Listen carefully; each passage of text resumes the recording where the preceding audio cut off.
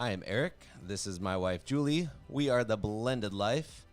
And tonight we're going to be talking about jealousy. Jealousy in your blended family. So, Yeah. where do we start off? Well, I think this is a topic that when you first hear jealousy, I think that a lot of people don't admit that this goes on, or they don't recognize that they're actually jealous, or they don't want to admit it because it's like shameful and they feel like they shouldn't be.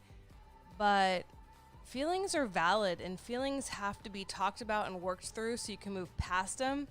And if you don't work through and move past your negative feelings, then you just house them and they affect everyone in your family. So I'm just kind of wanting to start out with saying that jealousy is a normal thing to feel in a blended family. Right. And a blended family has so many interpersonal relationships within it that it goes, it's like a web, like every relationship can be, have a jealousy component, or someone can be jealous of it. So I thought I'd go through with like the 4 top jealousy issues in blended families, and we can discuss it. Okay.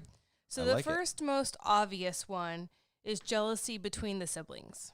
Oh, now when I think of jealousy, I'm thinking it's going to be like between like an ex or someone of an opposite sex. Is that one coming up? Yes. Okay. Yeah, but I think that, jealousy exists on every level, and so when you have siblings, step-siblings who are now living together, and the biggest cause I feel for sibling rivalry or sibling jealousy, or the need for that, or what brings it up, is that it's different parenting styles in the home. Right.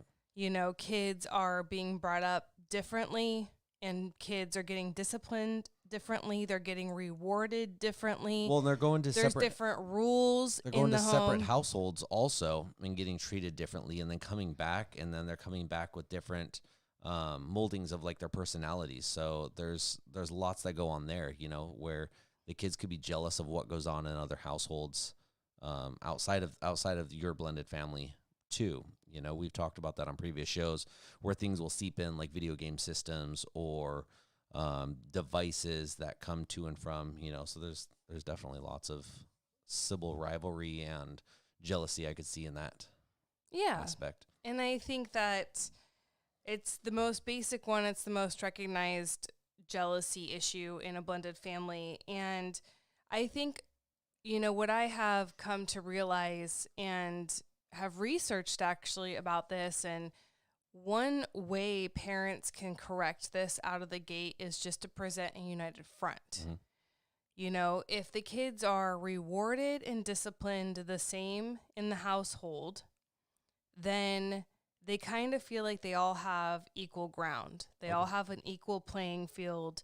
If boundaries are the same, they know everyone's getting treated the same, at least in the just in the structure of how the houses ran. Right. When kids are living different lives and are seeing that between each set of kids and, his and hers or whatever, mm-hmm. I think it does create this issue, even if it wouldn't normally be an issue anywhere else, but because, someone's treated differently even a little bit, I think kids are also very hypersensitive to picking up on this in blended families. Yeah. They want to we tout for kids to be blended and brother, sister, and their brother, sister. And that is something that I think everyone strives for, right? So we're less of like step family and more of like a family unit. But you can't really have that if kids are being treated differently. Yeah, right. Okay. I don't think kids can ever truly feel like siblings if they're not in the trenches together, if they're not getting disciplined the same, if they're not getting chores the same, if they're not having to endure the same parent BS that all kids do. When it comes down to like little trips, we live by the beach, if only 1 or 2 of the kids have to go to the beach, but the other one gets to stay home, or one gets to go to the movies, but the other kids have to stay home, or mom or dad's taking one kid out on a special dinner, but the other kids never get to do it. That almost creates segregation in the household. Totally. Right. Or if, you're forcing, if I were forcing my kids to do something and your child got to not have to participate. Right. Because he didn't want to. Right. And my son's like, well, why doesn't your son have to go do that? Mm-hmm. You're forcing me to. Mm-hmm. And that right there is the divide in blended families and a big reason why siblings don't feel like siblings. But who does that come down to? Is the parents. That's totally the parents, right? It's the parents' fault. 100%. It's parents not really compromising. Like, I think that this is, and I've been writing a lot to our listeners and to people who write into us asking us advice. And, the number one thing is always I come back to is boundaries. Mm-hmm. And compromise. And you and your, married couples really do need to sit down, and especially before you're married, have talks about what are my expectations and what are my limitations, and can I rise up to meet your expectations or not? Right. Like, these are things that need to be figured out before you walk down the aisle, because it creates a big divide if you have, you're going to have different parenting styles, but the hope is that you can come together and compromise and each bend a little bit. It takes a lot of dying to yourself and really trying to hear the other parent and honor them and what they want, but if kids are being treated differently, then that is where jealousy stems from in blended families. Right. Now, if you guys haven't, if say we haven't talked about this before we've walked down the aisle, like you just mentioned, mm-hmm. Are we just doomed? Is it hopeless now? Well, I think you have a choice, right? You can either ride it out. You can either be like, well, and I think I've fallen under this a lot myself, and I don't know if it's, I think you have a choice, because if you're going to spend your whole marriage fighting over something that's not going to change, mm-hmm. That's bad for everyone. Right. Your marriage is going to suffer because who wants to have the same fight new day? It's exhausting. Is this where your saying swallow sand comes in? Yeah. Well, you have to, you and your spouse really have to prioritize, what is the end goal? Right. Do we want our kids to feel like siblings, or are we to stuck in our ways, and or is our priority to just be individuals and we're going to do what we want? Mm-hmm. It's like, which one is a greater priority for you? Right. And so you guys kind of have to be on the same page about that, right? Yeah. And if you're not, like, what do you do? Right. You just do the best you can and try to smooth things over. Okay. Then parents are stuck into, if you're in a divided household and kids are being treated, there's different rules for different kids and different disciplinary actions for different kids and different rewards, even good, different goodness, creates right. a jealousy issue. So if that is just your reality, then I think parents have the burden of smoothing things over and doing a lot of work behind the scenes to make it not so hard for the kids, or to talk through things to make kids understand, that you guys have different sets of parents. Things just are different. It's a lot of extra you have lots work. of different sets of parents usually as a blended but, family, child or stepchild. You end up having the conversation with, this is what ends up happening. Mm-hmm. You have to have the conversation that, look, I'm your parent. I'm not so-and-so's parent. Right. So, and that, again, you're just promoting the divide. Right. Right? I'm your parent. I'm not this parent. Right. I have no say over here, but I do have a say here. That's almost like saying, like, look I'm your parent in this household, but I'm not the parent in the household. I'm one, but we're not one. So it creates, like you just said, it creates a ginormous divide. It does. That almost confuses the kids. Well, it just makes them always in competition or always looking at the other one. It just doesn't make them feel always like comparing. A family. Right. It doesn't make them feel like, when you were, your siblings, you were all in the same boat. Mm-hmm. You didn't, right? Sometimes. Sometimes siblings get treated differently, and that's just a fact of the matter. It didn't always lean one way, but I can remember as a kid not only in my household, but going to other households, and kids being like, well, why does she get to do that? Or why does he get to? Well, because they're older, or because this, or because you didn't clean your room, or there's always circumstances. But it's never because they're liked more. Well, it's never because stepdad, stepmom situation. It's not because. No, I know. There's different rules, right? Yes, it's for normal reasons that all kids go through. Right. So I think that parents really have to watch themselves, and you really need, and I think every family is different. Your family values are different. What is important to you is different. If you're truly at an impasse with parenting styles and you're just never going to agree on certain things, and you've tried to hash it out and you guys are both just stuck in your ways, then you do the best you can do. Someone was asking about fair versus equal. So that's a very interesting thing, and we've talked about that a bunch. I don't think equal's kind of an unrealistic expectation. Fair is a reasonable expectation. So kids should be treated fairly across the board, but equality, I mean, what are you going to do? Nickel and dime it to, unless you guys have a chart with like every infraction is 10 minutes on the bed and you guys are like keeping a tally. Notches on the bedpost? I think it can be a little overboard, but I think as a general rule, kids just need to feel like they're in the trenches together. And I've seen this with a lot of blended families who are very tight-knit and very close, and all the kids are like all over each other and happy and doing life because they're doing life together. Right. They're a team. Right. And you see blended families who struggle with that, and the kids, you can look at the kids to kind of discern how a blended family is going, right?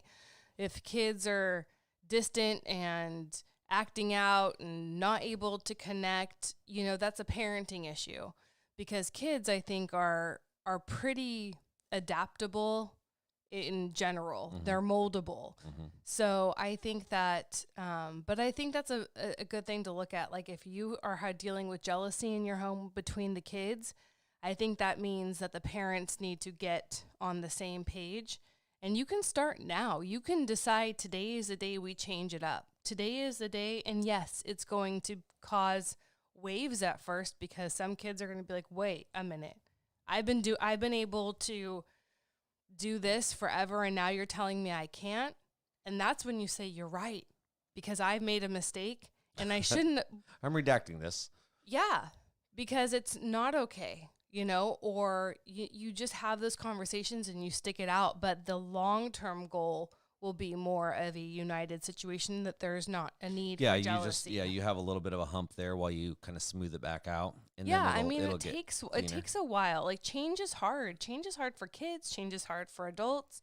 And so if you decide today is a day that you're going to get on the same page with your spouse, you're going to make an effort to compromise and, come up with house rules and come up with, what does discipline look like? Like what is reasonable? What do rewards look like? Like, do a kid gets A's? Do they get $1,000? Is that reasonable? Maybe for your family, but you know what I mean? All the kids A's. But like, is that reasonable? No. It's homeschool. Don't you set your own? I think we set our own criteria. And what is it? A pass or a fail now, right? Well, it was credit, no credit the last semester, but we'll see what happens next year. I've got a monitor in front of me now, so and I don't have my keyboard with me, so I'm just sending emojis out. Oh, nice. Yeah, so if you guys are listening to this live right now on You're getting YouTube, emojis. Send us emojis.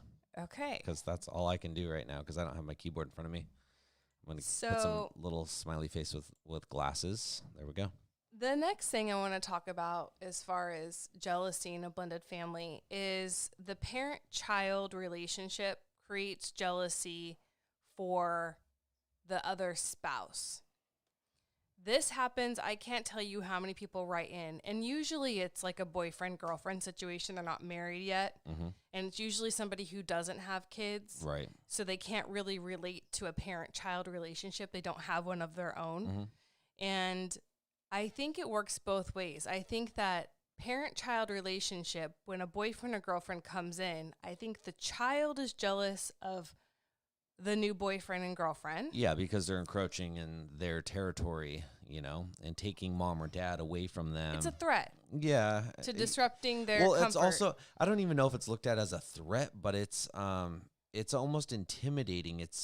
There's like some uncomfortableness there, maybe a little bit of worry. It's not comfortable anymore. Right. And I think there's also jealousy with the new the boyfriend, girlfriend, or partner when they see the child spouse relationship. I think the jealousy, and then what happens is that the bio parent's just in the middle of both, right? Like in the middle of wanting to keep child happy, wanting to keep new boyfriend, girlfriend, or even spouse is happy. It's hard because everybody wants attention. Right. Everybody wants attention. Everybody wants to feel important. Everybody wants to feel valued. And kids are very, very egocentric. So the world really does revolve around them. And they don't quite understand why your attention would be pulled elsewhere, because that's all kids. That's not blended family kids. That's they really know better at that point. I mean, the world has revolved around them. I mean, a baby comes into this world, a brand new baby, and what happens? Everyone stops what they're doing and they start taking care of this baby, and that slowly starts to go away. Mm-hmm. But some people are quicker to push the kid aside, or let the kid start to grow up than other parents. And that could be a hard thing too. And it's hard when you're not a biological parent. It is, because I think when you're a biological parent and you have a baby, you're okay with being pushed aside for your child. Like that just comes with having kids. Right. For most people. Mm-hmm. So I think that that's why married couples with children, although, men deal a lot with jealousy when a new baby comes in, because wife is breastfeeding and changing diapers and exhausted, and wife can't give husband all the attention that he's used to getting and all the care he's used to getting because she physically isn't capable of it right now. I'm making a blended family out of emojis. You're that bored? No, I'm listening. I just have emojis to play with. But now. I think that there's jealousy there for a natural family with husbands. I hear that a lot. But I think that when you're in a blended family, the bio parents don't really understand this jealousy because it doesn't bug them. Right. Because that's their child and that's just how it is.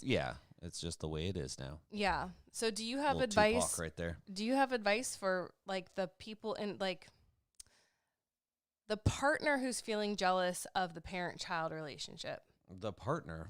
Or the boyfriend, girlfriend, spouse, the step-parent who is jealous of the bio parent and their child's relationship. Like they can't because I feel like you can't quite crack in. Like you can't. Like I think that step-parents don't feel like there's room for them in that dynamic. Yeah, a lot. But you also have to stop and understand that this is their child, and you're probably the same way with your child. But what if you don't, like many of these people don't have children? So if you don't have a kid, I mean, that's a hard dynamic right there because you don't understand what they're going through. And that's a lot like being divorced and being with someone or dating someone who has been divorced or is the opposite of you. You just kind of can't understand it. What if, have you ever been around someone who maybe has a life-threatening illness or disease, and you just can't relate to it? It's not a good thing, or in this case, it is a good thing. Or addiction. You can't relate to addiction if unless you've been there. I mean, a lot of addiction. That's a good analogy, but a lot of addiction counselors and rehab centers are ran by people who have had the same similar experiences. Right. And if you can't relate, you almost just have to go off of, right from wrong. It's a hard place to be. And if you struggle with that to the point that you just don't know if this is going to work, like maybe you're not with the right person. Maybe you need to find someone that's a little more compatible with you in your experiences and be with them. Now, if you love someone more or greater than just that feeling that you get when they're with their child or you're with their child and they're not. I mean, sometimes love can do amazing things too. And sometimes it's like, all right, well, let's stick this out and we'll learn how to work together on this, But if it's one of those things that the kid and the biological parent can just never get away from one another and you just never have alone time with your significant other, again, something we always talk about, communicate. Talk to them about that. Let them know, like, hey, I feel like a third wheel when I'm with you, or a fourth or fifth wheel, depending on how many kids are there. I crave more time with us. I enjoy being with you. I do or don't enjoy being around your kids, and that also could be a red flag. Or maybe you do enjoy being around their kids and are willing to spend time with them, but you need to communicate, like, I need more one-on-one time with you. I need to spend more time with you. Can we hash out time, pencil in time that's just us without the kids? Maybe it's when they're at the other family, at the other household, or it's a date night, get a babysitter. Yeah, or something. Exactly, something like that. Or are the kids, are they little kids? They go to bed early. They go to bed at 6-7 o'clock at night. Can we make sure and spend a few hours and just whatever works for your situation? But try to find time, but also communicate that you need that time. Yeah, I had a little epiphany. I think that so often jealousy is the reason why step parents don't like their stepkids. Oh, it's probably like higher than 75-80%, I bet you. I don't think that they even give stepkids a fair shake or even know them, or, it isn't really about the stepkid and who the stepkid is. I think it's just that they're jealous of that relationship and jealous of, this is going to sound bad, but it's not sexual at all. But I think the intimacy parent-child shares is so deep because they've been there since day one. Well, and they're part of them. And when you marry someone or with someone and you missed out on a huge chunk of their life that this child does have of their parent and you don't, it does create a whole another level of intimacy. There's memories there that are always brought up that you're not a part of.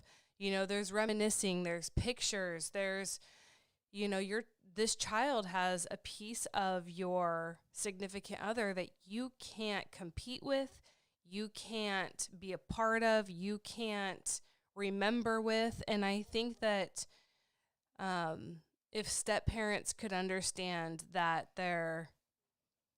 maybe if they could understand that jealousy is the issue and not that they don't like the stepkid, they could deal with it and get over it. I'm pretty sure Darcel is in the bathtub watching us. Nice. I can tell by the emojis. Am I right? If I'm right, give me a thumbs up. I think that's what we got going here. That's kind of fun. Look at all the fun emojis, though. You guys, if you're watching us live, get on the emoji texting. It's fun. I don't even know what half these are. I'm going to put my bathing suit on now. Here we go. Okay. And then I think that if you are trying to fix this, if this is your dynamic where you are jealous of the parent-child relationship and any one of you in that dynamic, I think that inclusion is the answer. Mm-hmm. I think that you need to make an effort to, like Eric said, have that one-on-one time, make somebody feel a priority. We all like attention. We all need attention. We all need affirmation. So I think that you have to give attention and make an effort at it. Mm-hmm. You have to do words of affirmation, let the other person know how important they are to you. And you're going to have to work, if you're the bio parent in the situation, it's going to take you working a little bit harder, putting in a little bit more effort here. And then I also think that there needs to be inclusion. So do things that includes all of you together, and not just having the step parent come along to watch you two do something, right?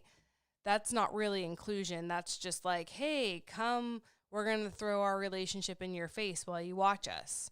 That doesn't help anything. Right. You need to find activities that you can all engage in together and be inclusive and make memories together.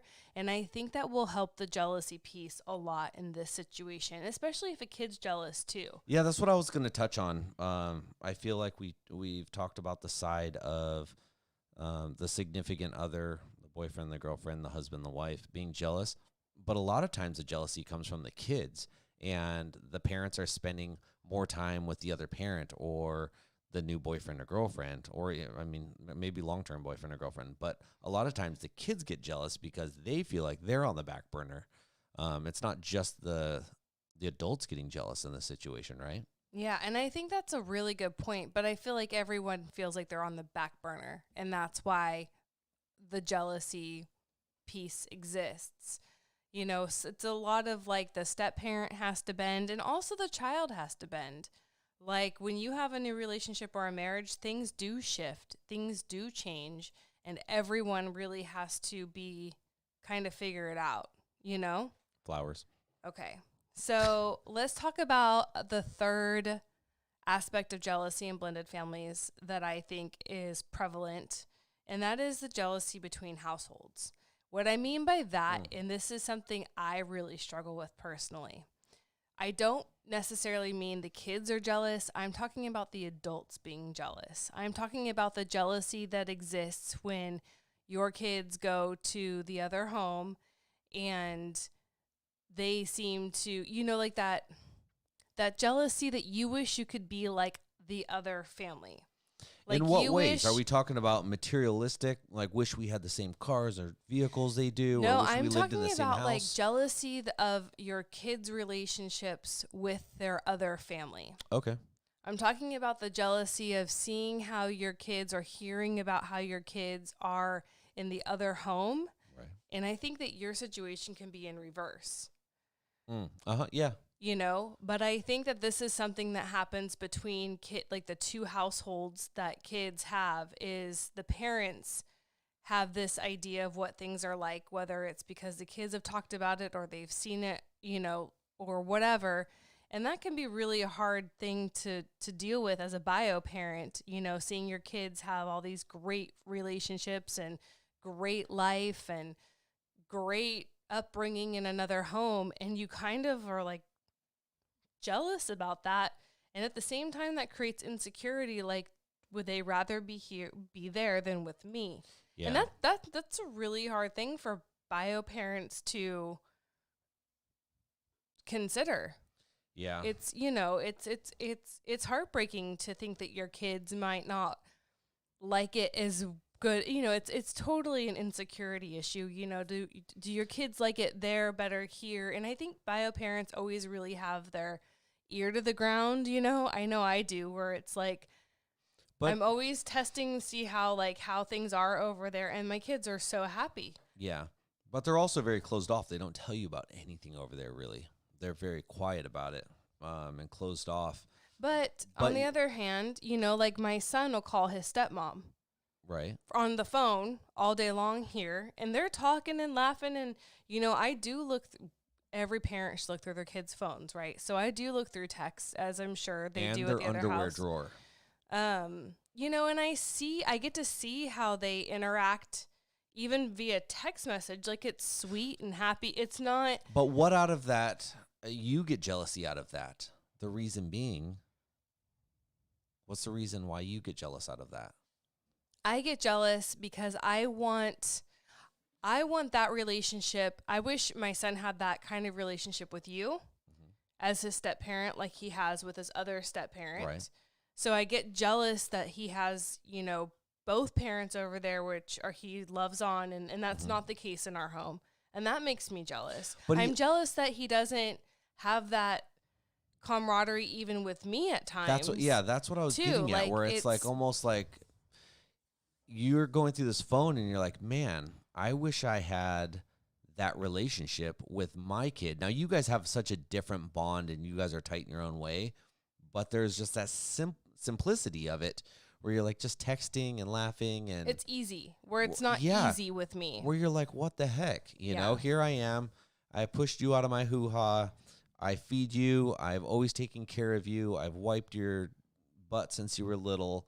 I care about you more than anything in this world, and I can't even have the easy stuff. I have to work for everything. Yeah. And that makes a lot of jealousy right there. Totally.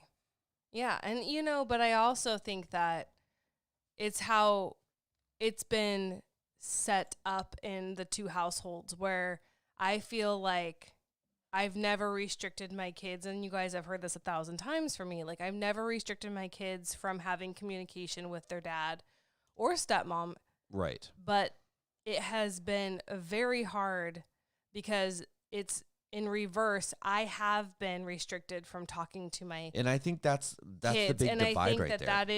that is why it's easy, because it's just okay for him to talk to You his allow stepmom it. Yeah, you're and just dad. like, I don't, yeah. And it's not okay for him my to son do to the same. talk to me, while he's at their house. Right. And those rules have kind of lifted as they've grown up and gotten older, but the damage is already done. And that's what people don't seem to understand. Right, yeah, where it hasn't changed anything now. They're just stuck in that way. Yeah. And, yeah, I mean, because they still come over, and you have no idea really what goes on behind closed doors over there. And I have learned a lot from that, where I'm like, you know what? Seeing how it affects you and seeing how it affects, the jealousy in that, and it affects our kids and everything. I've learned from that. So when my kid's here, anytime, like my son wants to call or talk or text to his mom, I'm all about it. Like, of course, you always can. And she's pretty good at extending the same courtesy to me. She might take his devices away, but if I text her and I'm like, hey, can you have him call me whenever you get a moment, please? She's good about it. He'll call me, usually within like an hour. Yeah, or if his devices are taken away, he still uses her phone to call you a lot. It's not like it's not like he's all of his stuff's taken away, so he's just completely restricted of anything. Like, no, she's pretty good about that. But I think that's because I extend the courtesy as well. I mean, it definitely doesn't hurt anything, right? Yeah. So it makes your co-parenting relationship actually a lot easier. It that totally you guys does. are just easygoing about that. And it does. So if you want your ex to be a certain way, or the person you're co-parenting with to be a certain way, lead by example. Set examples. Do as you say and as you do. Right? Is that a saying? Yeah. Yeah, Yes, something like that. I just made my dinner for tonight. It's sushi and donuts. Wish. Sushi and donuts. Because dessert after every meal, right, love? That's right. Yeah, so I'm laughing. That video is just so funny. It was Yeah. part of our wedding video where she's like, I'm like, why do people have cake? Wedding cake. Wedding cake at the ceremonies? And she's like, I think it's just because dessert after every meal, right? Right. Yes, every meal. Every meal, dessert. So how Donuts. do you deal with like this kind of jealousy? Well, I think that you need to, if it's something that's eating you alive, because I think we get jealous over nothing too. Like, we get jealous with all of this, the draining of the circling of the drain that we do in our own heads. We make problems bigger than they are. We make problems that don't even exist. We get in our head and we're like, they must just want to live there and never see me again. Oh, yeah. You get this That happens at the self-talk. other place because my son and I have a really close bond. And she's like, maybe you just go live with dad. Maybe you just want to live with dad. And, you don't like me anymore. You go. And that happens a lot. And it's a bummer because it's like you need to have a relationship with both parents. It's so important that kids have relationships with both parents. Right. It really is. So I think that jealousy comes up because you talk yourself into it without even having all of the facts. Like, you talk yourself into things that you don't even know if the kids are feeling. You're just perceiving that that's what is. So it's not so appropriate when kids are young, but as kids get older, my son's 14 and I've had this conversation with him. He's going to be 15 in a week. Yeah. Oh gosh. But I've had this conversation with him. Like, would you rather stay there? Have you ever played that game? Would you rather? No. But would you rather play a game? Okay. We haven't played a game in a long time, I don't love. want to hear I do, but I really you don't want. even care. Like, I'm trying to help people, and you're like, fuck you and helping I have people not said right that, now. you guys. But how good Like- is that game? Would you rather? Go. Okay, go. Would you rather, and it's usually like little kids, not little kids, teenagers playing this. God. Would you rather do a donkey or a dinosaur? It's stuff like that, love. And then people have to pick. Would you rather eat ice cream off the sidewalk or gum from under the seat on a bus? Ice cream off the sidewalk. Yeah, see? Like, it's kind of a fun game. So would you rather? It's a game where you just pick Are we or going choose. to continue doing this? You're going to continue. So you go. Would you rather do a donkey or a dinosaur? I'd rather listen to you lead this podcast. I'm sorry. You're for not even going to interrupting play you. your own game? No. I think a dinosaur. I'd really Same. like to see a dinosaur. That's what same. Yes, a It'd pterodactyl. be more interesting. Be a pterodactyl. It'd be a lot more fun, yes. I feel, than a donkey. People do that, though. And better noises. Dinosaurs would give you much better noises than a donkey. Like, they're like that one-trick pony. Gosh, yeah. There's lots of dinosaurs out there we've never even seen before. Isn't that crazy? There's so many species of dinosaurs. Sorry, we've gotten off track, you guys. My fault. No. So have conversations with your kids before you start assuming things that lead you into jealousy because you're just assuming. Have conversations. And, they're scary because what if you get the answer you don't want to hear? That's a risk you definitely take. But there's also the chance that they will put your mind to rest and you can put that jealousy away because you find out that it's not really a reasonable thing to be jealous about because it's not true. And you should know if you're going to go there and be jealous or be hurt, at least make sure it's over something real and not something that is hypothetical or that you've made up in your head, and then you can deal with that then. Okay. I put dinosaur and donkey emojis down. Oh my gosh. Is that a dinosaur? I can't tell. Yes. I've never actually really seen a dinosaur. Bryn says I'm going to punch you in the face. Who does? My friend Bryn. Okay. Comparing. Okay, so the fourth realm of jealousy, I think, exists in blended families. This is gonna be the last one, and then we'll talk about other stuff. Like dinosaurs and dogs. There's the dinosaur. Thank you, Tracy. This is something that drives me crazy, and I've fallen into this trap too. Being jealous of other blended families you see in movies or on social media, right? All the highlight reels, and you're sitting there like, why the fuck can I get my family, to look like that? Like, people why don't we protest bring Brady Bunch back? They were a blended family. They were kind of like the ideal American blended family. Right, but that's my point. We get jealous over pictures and ideals that, a picture is just that. You don't know what goes on behind closed doors, and it's the same thing with like people with fitness, right? We body shame ourselves because we see all these other people out there with, 6-pack abs and they are running 7 times a day and have a personal chef and a personal trainer and, whatever. So I think it's a very dangerous game because it detaches you from your wins and your family. And that jealousy is an unnecessary toxic thing. You start looking at your family like, ew, what's wrong with us? Like, I wish I could be like them. They have it all together. And I think that Kardashians a blended family? Yes. Are they? Ish. I don't know. It used to be Keeping Up with the Joneses, but now it's Keeping Up with the Kardashians, right? I can't even keep up with them. I can't even name. There's a lot. I can't even name probably. Well, they're the Kardashian Jenners. 3 of them, maybe. Oh my gosh. Anyway. And then I might get their names wrong or their old names right. Yeah. So I think that if you're dealing with jealousy, I mean, how many of these this is the thing. When you're looking at other blended families, first of all, talk yourself off a ledge when it comes to movies or TV shows. What do you even mean by that? Because people get informed by what they see. So people see TV shows and they think that is how it's supposed to be. It is supposed to be like the Brady Bunch. Well, don't watch porn, you guys. That's not how it's supposed to be. It's actually a really dangerous thing for kids to watch porn because that's their expectation. What kids watch porn? Well, like 13, 14, 15-year-old boys who are like, horny. and they watch porn and they think that's what sex is, their first time ain't going to be like that. Yeah, hopefully it's not with that donkey that you're watching on that show.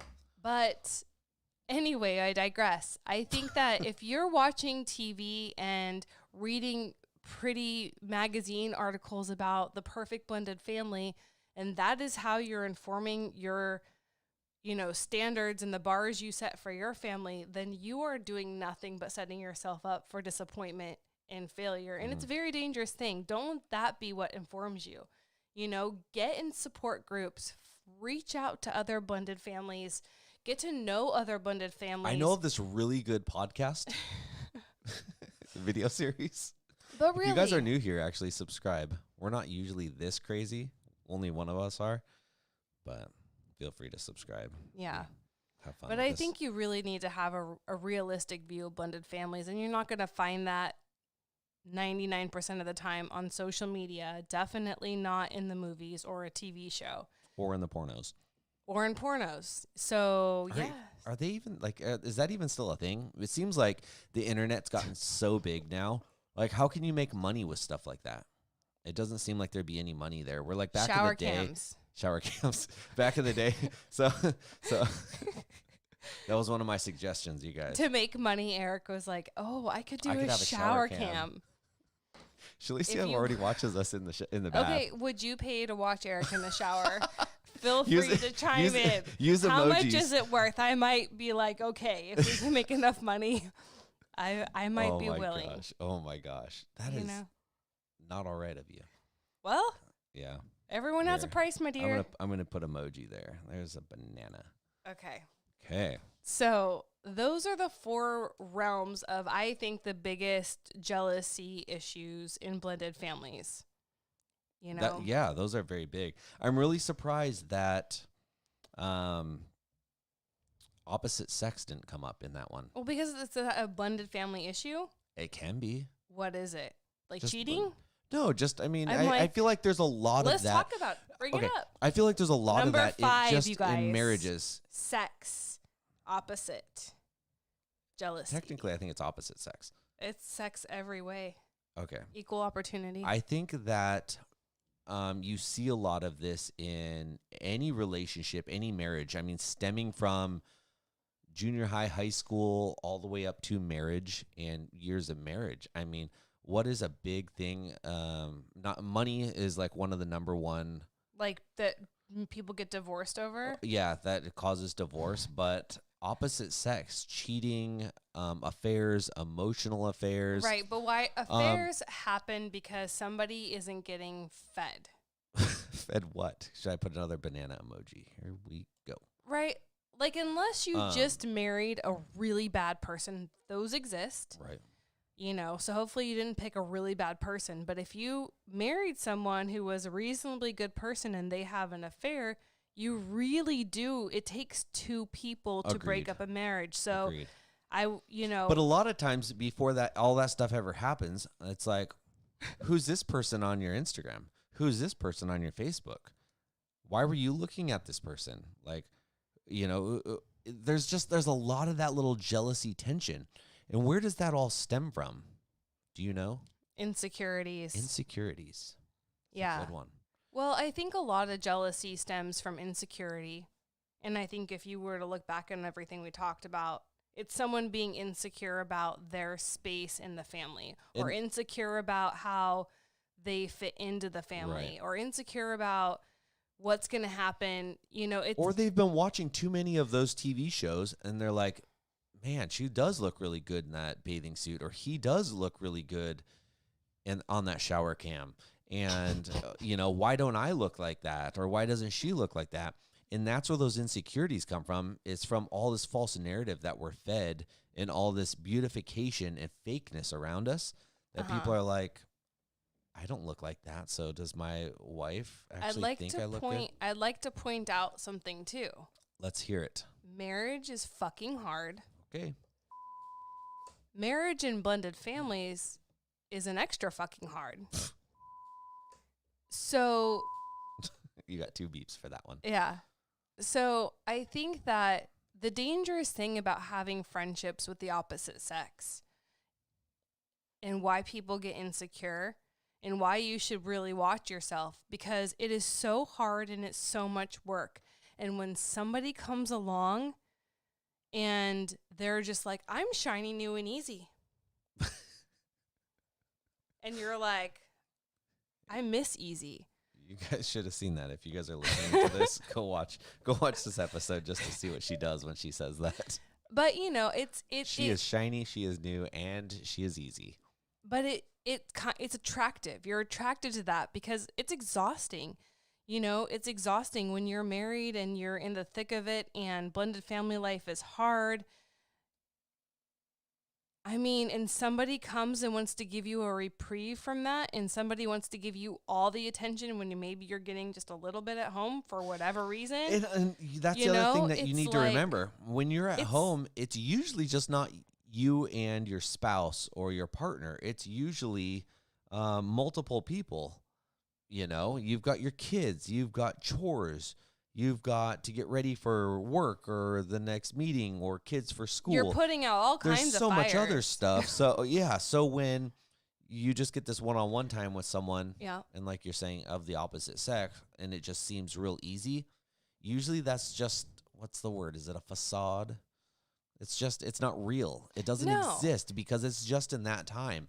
But give it a few years. That's right. Give it even a few months, and all of a sudden, we have those same problems. Right. All those problems are back. I mean, when you and I first started hanging out years ago, it was so much easier than it is now because we had a lot of new things to talk about. We had a lot of new things to discover and learn, and we only hung out when we had nothing else going on or we made the time to hang out.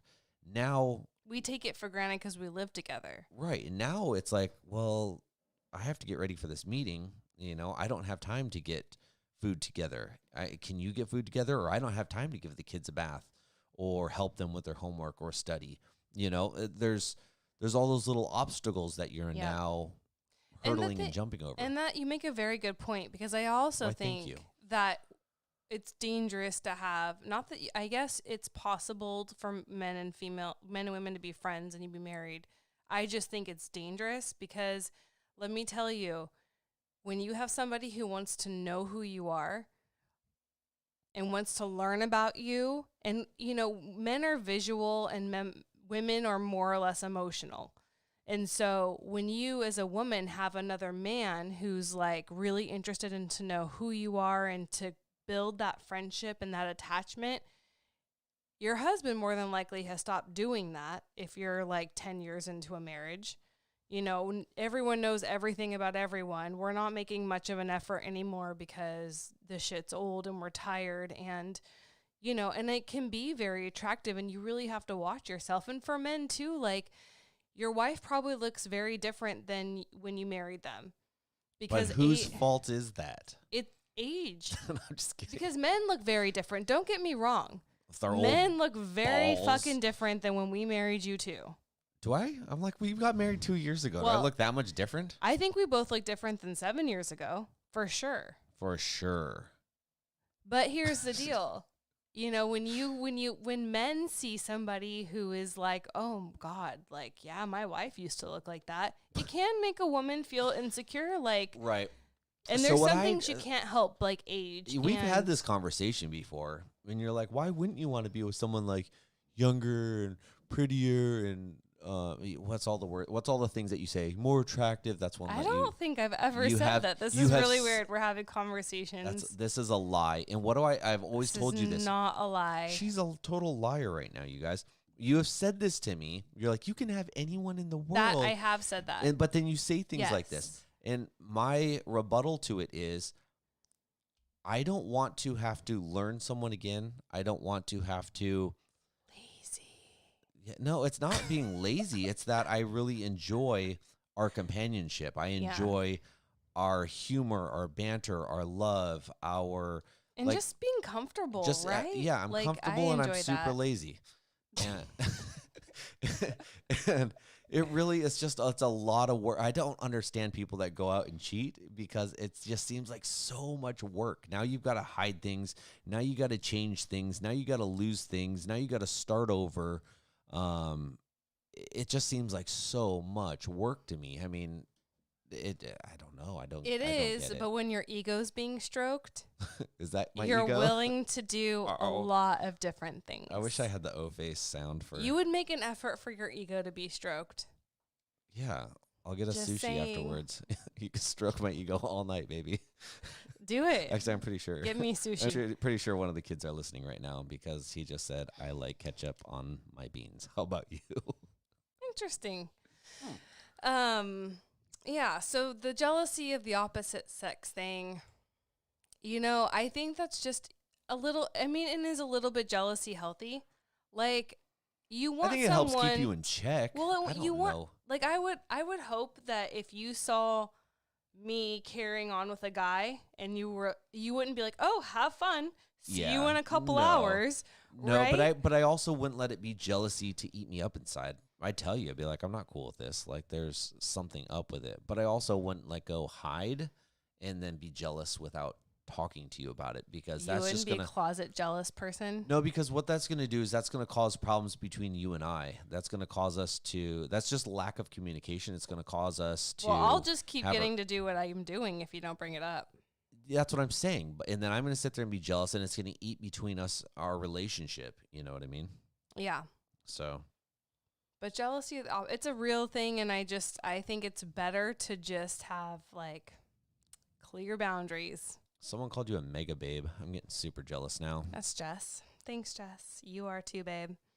All right. I'm getting jealous. Here's my So I faces, was emojis. when I was reading about jealousy and things like that, I came across this quote, and it's a quote that I'm probably going to post on social media. Okay. And everywhere. It's from Todd Gangle. I probably totally butchered that. But he wrote, jealousy thrives when expectations of parenting and marital roles are unspoken. I'm going to read that again. Jealousy thrives when expectations of parenting and marital roles are unspoken. What do you think about that? That's communication. That's what we're talking about right there. If you don't talk about your roles and what the expectations are, it's going to get lost because they don't exist to begin with. Right. Right? And you're jealous because you're holding on to things that the other person doesn't know. Yes. And completely. so the antidote of that is communication. And that's talking. like what we were just talking about right there. Like if you're off talking and hanging out with someone else, and I'm a closet case about it, not talking about it, that hasn't been discussed. So it's just going to get lost. And I think that jealousy can be diffused with affirmation and encouragement. If you see your spouse struggling with jealousy, I don't care if it's with the stepkids, with the other home, with your relationship with your child. If you know, and you should be in check, you should be in tune enough with your spouse to know if they're dealing with this on any level. If you see your spouse struggling with jealousy, why would you not want to help fix that for them? Why would you not want to help?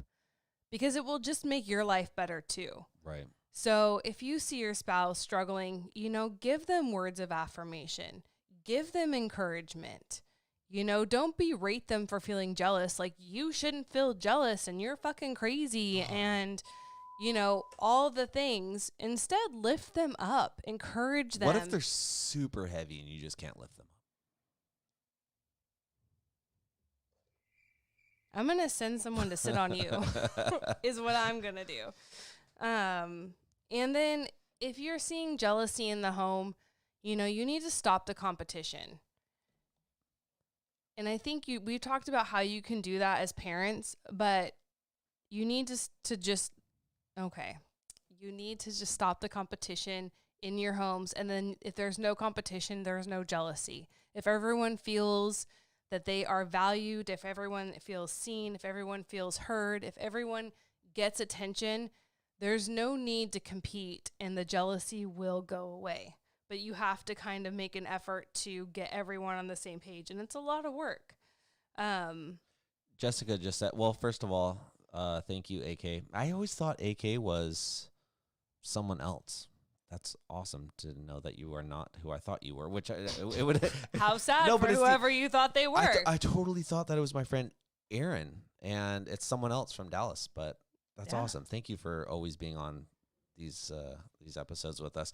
But Jessica just said, Julie, well, actually, which one do you want to read? Yeah, I'll read the first one. So Jess says, Julie, you spoke previously about being checked out of your marriage with your kid's father and spending a lot of time going out and whatnot.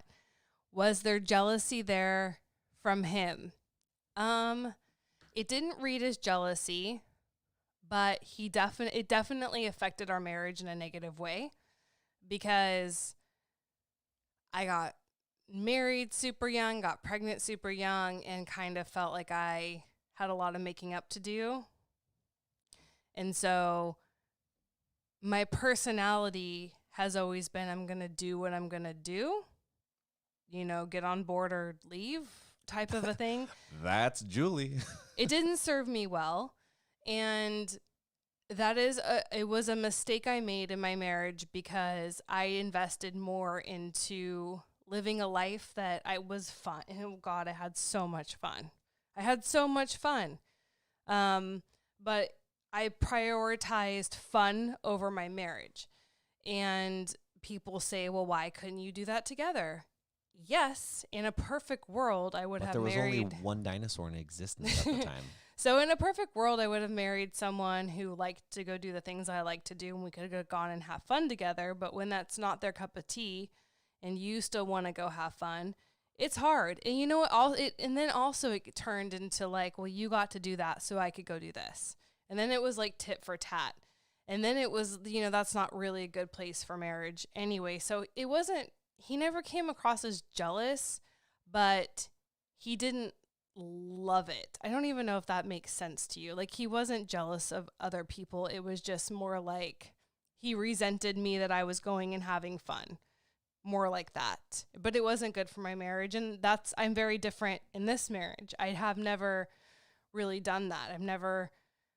I've learned from my mistakes because I want to stay married this time around. So now it's like, what do you want to do? She goes, whatever you want, hun. Yeah. Whatever you want. I said, what do you want to eat? Whatever you want, hun. I want sushi, thanks. And donuts. So Jess goes on to say, I think there's something to be said about a lack of jealousy as well, as far as a person being checked out of the relationship. Yeah, I'm a jealous person when it comes to.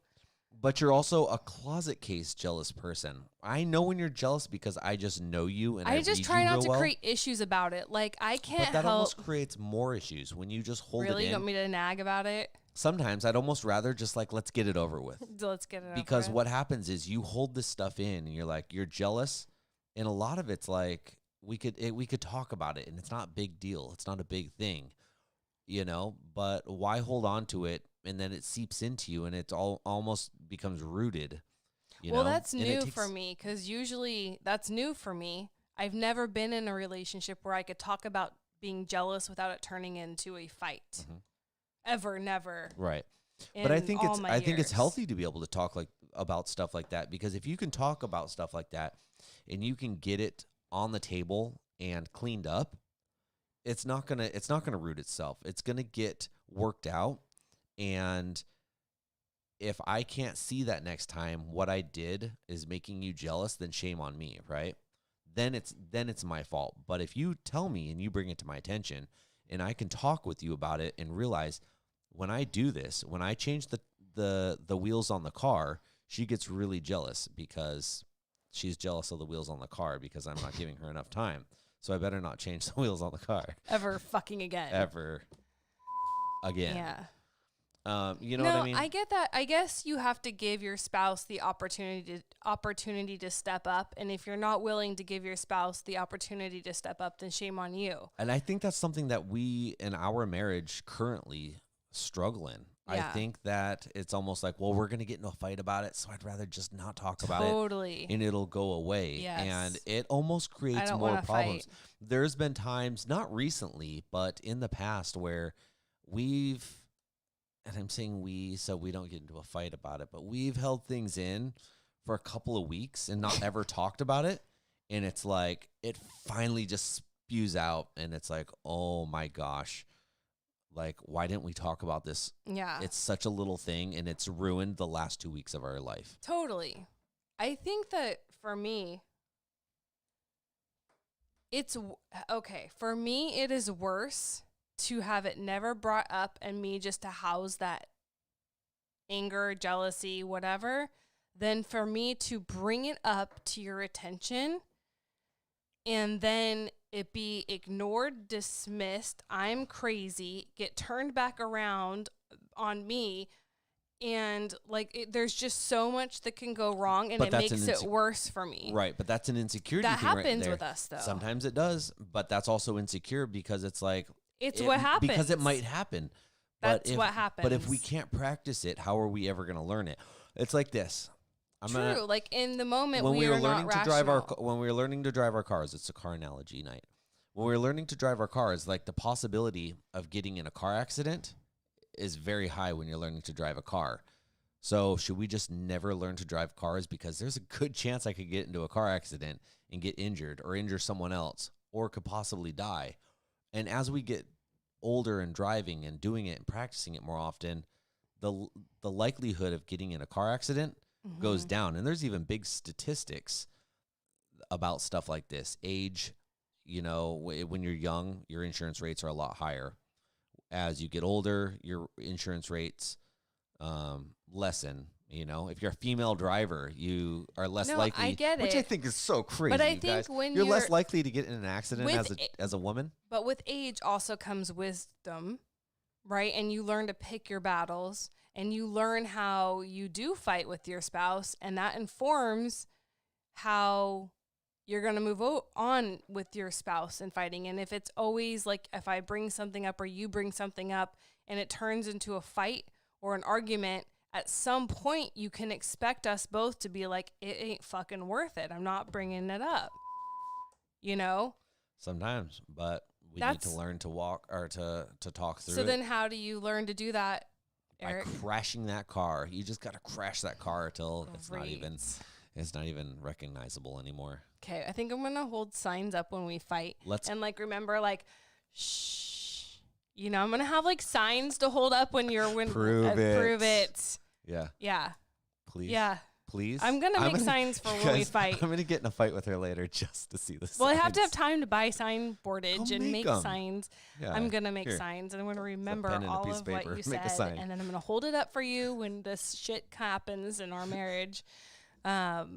I'm going to definitely snap pictures and post them for you guys, I promise. Yeah. I don't know. But jealousy is a hard thing, and I think if you're not getting what you need at home, it's human nature to seek it somewhere. Yeah. So that's why marriages work. That's why people cheat. That's why, it's so hard because, it's try to do you can't even exercise consistently for a year. You can? You're on how many days move streak now? Okay, diet. So diet's really hard for me. So if I had to eat no sugar for a month, that's kind of like what we're saying that we should do in our marriages, right? Yeah, but you got to start somewhere. It's hard to be consistent. My point is, it's hard to be consistently engaged in anything for any length of time. Jessica said, I just openly write in my journal and happen to leave it out for my husband to read. So passive aggressive. That's what I was just thinking. Or is that genius? That could be genius. I'm not mad at that. That's awesome. You know what? People often said to write letters to each other. I've had that advice given to me in therapy. I hate writing. That's the worst thing about birthdays and Valentine's Day. My love language, he stuff hates. Like that. Her love language is so hard, you guys. I'm not good at writing.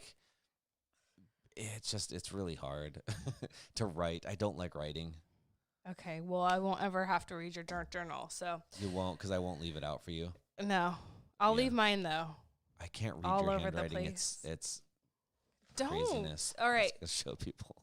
We're going to wrap the jealousy thing up. It was a good one. Way to hang in there tonight, love. Thanks. I tried. I had emojis to play with. I'm doing my nails now. You go ahead. So we have a second winner for Connect Teen. Ooh. I'm very excited to say that Mary Catherine has won this signed copy of Connect Teen. We will get it mailed out to you, Mary, next week. Mary, congratulations. I love your name. Have you, and I just have to say it, do you love the movie Superstar? Like Mary Catherine Gallagher is like the lead role of. Yes. And it's amazing. And I wish that this was really her. He loves you for your name. name. I love you for your name. And he I wish doesn't this. know you, but I wish it was. He would like to.